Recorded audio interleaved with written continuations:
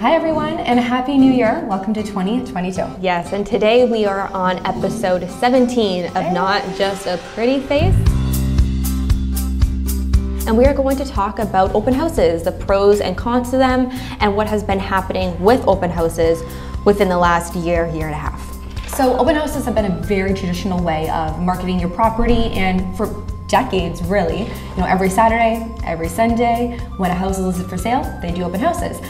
But since COVID-19 and all the restrictions in place, especially in Ontario, they have been subject to change quite frequently in the past about year and a half to 2 years. So this has told us a lot about what open houses actually mean for you as the seller and the buyer. But before we get into that, let's break it down into what is the pro and what are the cons of open houses in today's real estate market. So let's do top 3 pros of open houses. Let's do it.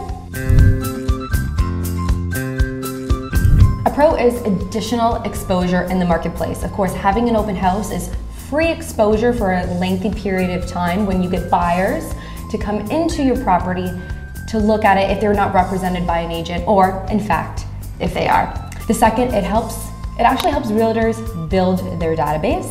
It's a low pressure environment for buyers. So, such as showing times, which are now limited to 30 minutes only. It allows buyers to go into the home feeling no pressure to walk around and really experience the home as if they are living in the home. Exactly. And now let's talk about the top 3 cons of open houses. So there's actually a very slim chance that the buyer who walks into an open house would actually purchase the property. I believe the percentage is anywhere between 2 and 3%. So it's a huge misconception that people think that open houses sell the house. Not necessarily.